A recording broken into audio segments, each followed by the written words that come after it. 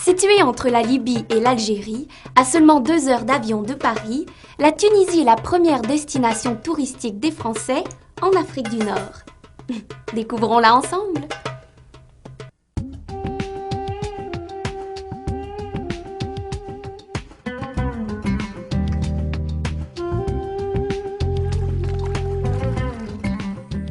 La Tunisie est, avec l'Égypte, un des plus vieux pays du continent africain. Le nom arabe de la Tunisie est Ifriqiya, d'où le nom Afrique. La Tunisie a donné son nom à tout un continent.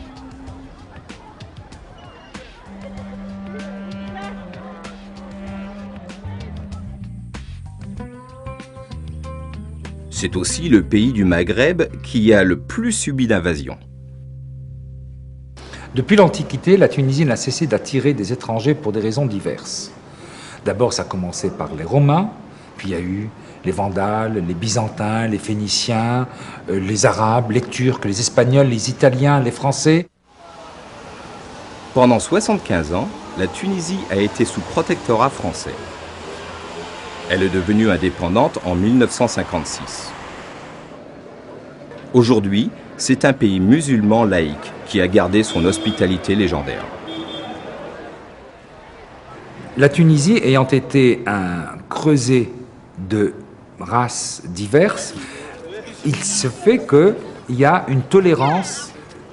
L'hospitalité du Tunisien est une manière de vivre beaucoup plus qu'une attitude.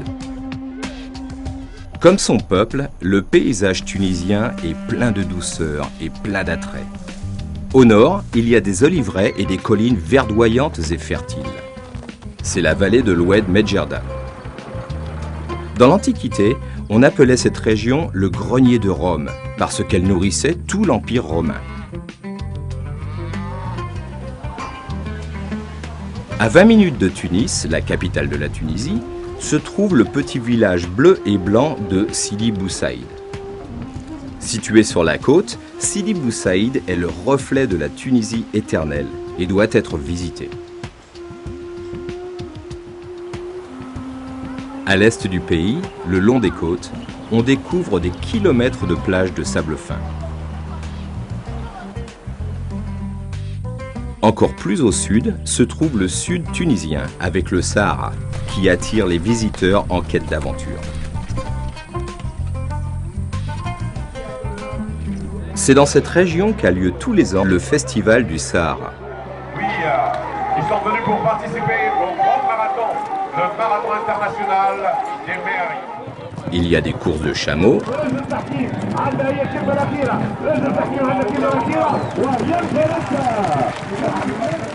il y a même des danses traditionnelles et tout y est.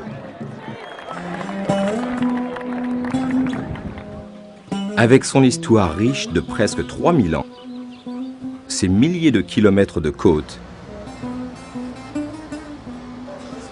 et son hospitalité légendaire, la Tunisie reste une destination très prisée des Français et de beaucoup d'autres voyageurs.